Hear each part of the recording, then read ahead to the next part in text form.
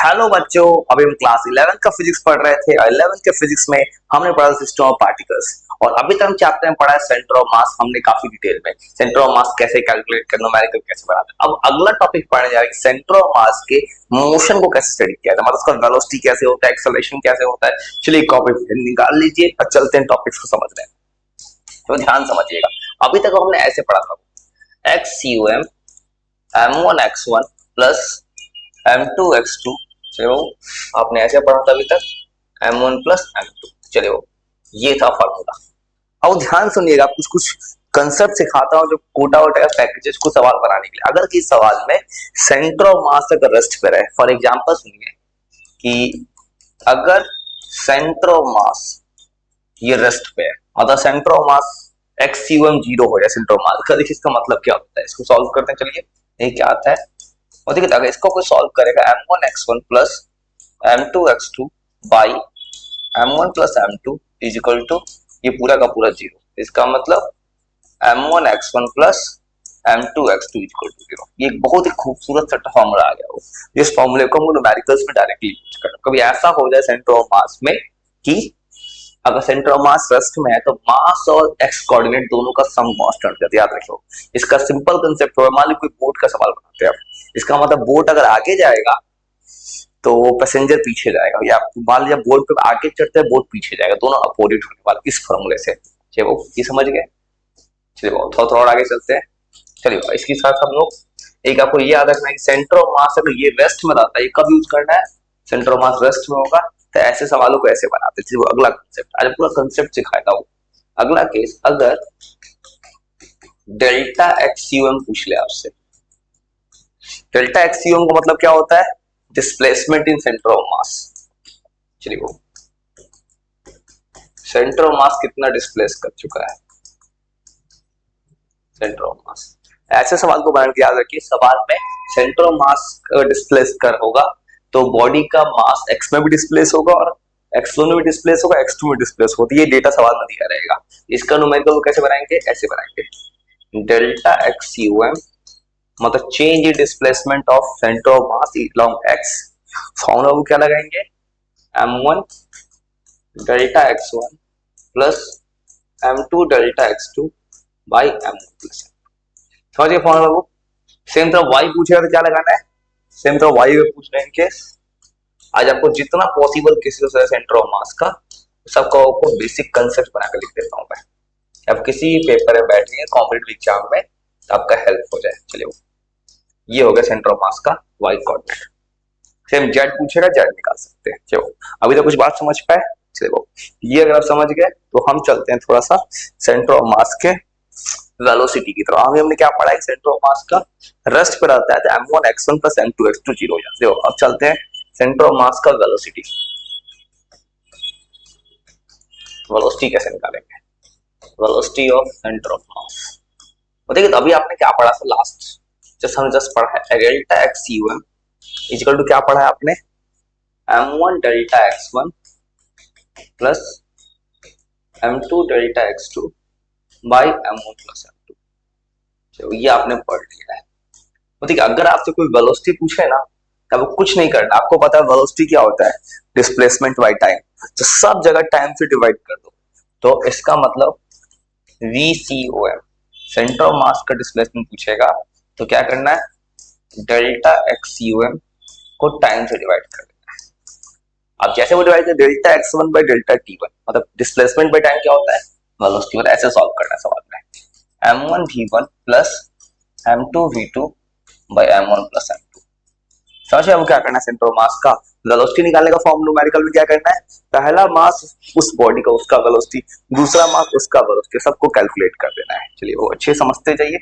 मतलब रिजल्ट हमारा ये आ रहा है, सेंटर ऑफ मास का वेलोसिटी होता है m1 v1 plus m2 v2 by m1 plus m2। ये हो गया फॉर्मूला। चलिए फिर ध्यान देखिएगा अभी और क्या बनने वाला है, पूरा डिटेल फिजिक्स पढ़ाने जा रहा हूँ।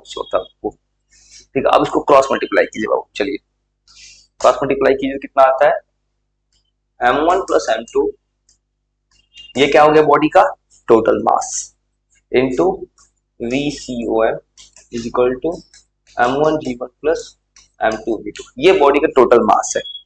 और ये हम क्या होगा, इसको हम लिख देते हैं टोटल मास, और ये वेलोसिटी किसका है, सेंटर ऑफ मास का। चलिए और देखिए इसको ध्यान से क्या बन रहा है, m1 v1 plus m2 v2। ठीक, आपने पढ़ा है बहुत सिंपल, मास इंटू वेलोसिटी क्या होता है, मोमेंटम। ये बॉडी का टोटल मास, इसको लिखते हैं टोटल मोमेंटम। इसको लिखते हैं पहले बॉडी का मोमेंटम, सेकेंड बॉडी का मोमेंटम। मतलब ये बन गया, क्या बन गया, law of conservation of momentum, जो आपने पढ़ा होगा m1 v1 plus m2 v2। और याद रखिए जबकि मोमेंटम पूछे ना आपसे, आपसे जब तक 9th क्लास में ही पढ़ा था आपने मोमेंटम मास इंटू वेलोसिटी, तो आपने जब कभी वेलोसिटी देखा हो किसका, वेलोसिटी सेंटर ऑफ मास का। तो याद रखना है कि टोटल वेलोसिटी, मास टोटल लेते हैं, वेलोसिटी केवल सेंटर का लेते हैं। चलिए बाबू, ये हो गया हमारा, चलिए ये हो गया हमारा टोटल मोमेंटम, किसी बॉडी का टोटल मोमेंटम हो गया। चलिए समझ गए। और ये क्या बन गया, law of conservation of momentum. तो हमने इस वक्त क्या सीखा है कि जब भी किसी बॉडी का मोमेंटम कैलकुलेट करना होगा तो दो बॉडी रहेगा, तो पहले बॉडी का मोमेंटम प्लस सेकंड बॉडी का momentum equal to total momentum. देखो और एक और याद रखिए, वो कभी कभी पूछता है, असर्शन रीजनिंग में डाल देता है। याद रखिए अगर किसी बॉडी का नेट मोमेंटम जीरो, इसका मतलब ये भी हो सकता है ना कि दोनों मोमेंटम हो सकता है वेक्टर साइन से जीरो हो जाए। जैसे फॉर एग्जांपल ये बोल रहा हूं मैं, ये भी हो सकता है ना, अगर P1 is equal to P2 minus P2, ये दोनों मोमेंटम इक्वल अपोजिट हो जाए, तब भी टोटल मोमेंटम कितना हो सकता है, जीरो। इसका मतलब अगर कोई बॉडी में दिया है कि टोटल मोमेंटम जीरो, इसका कहीं मतलब नहीं कि एक एक मोमेंटम इंडिविजुअली भी जीरो है, हो सकता है कि नेट मोमेंटम जीरो हो गया होगा। ये बात समझ पा रहे हैं, जब भी वेलोसिटी बना क्या निकालना है, m1 v1 plus m2 v2, नीचे m1 प्लस m2। और मोमेंटम में क्या करना है, टोटल बॉडी का मोमेंटम, एक एक इंडिविजुअल बॉडी का मोमेंटम को कर देना है सम। चलो इतना समझ गए। तो अब चलते हैं थोड़ा सा एक्सेलरेशन की तरफ, सेंटर ऑफ मास के।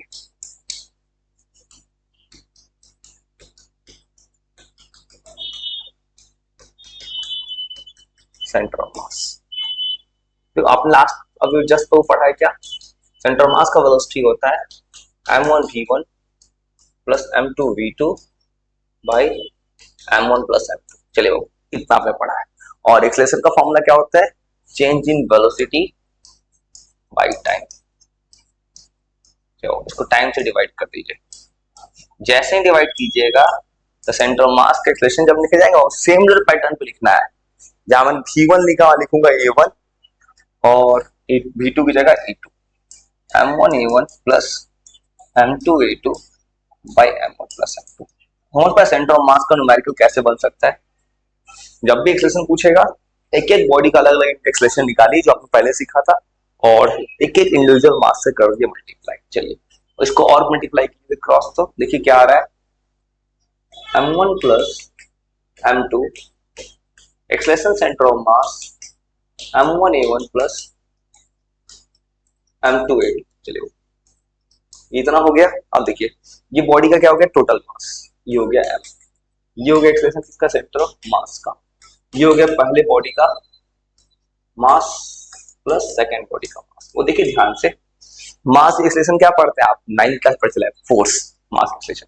ये हो गया बॉडी पे लगने वाला नेट फोर्स, ये हो गया फर्स्ट बॉडी पे लगने वाला फोर्स, ये हो गया सेकंड बॉडी पे लगने वाला फोर्स। और यहाँ से वो ये पता चल रहा है आज तक आपने जो कुछ पढ़ा है, force is equal to mass acceleration, वहां एक्सेलरेशन ऑलवेज किसका था, सेंटर ऑफ मास का।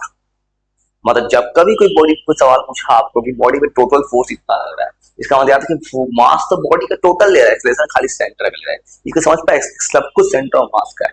वेलोसिटी पूछे, मोमेंटम पूछे, मास बॉडी का, वेलोसिटी सेंटर ऑफ मास का, एक्सेलरेशन फोर्स पूछे, मास टोटल बॉडी का, एक्सेलरेशन सेंटर ऑफ मास। तो यहाँ तक आपको सेंटर ऑफ मास का आपको बेसिक आइडिया मैंने लगा दिया।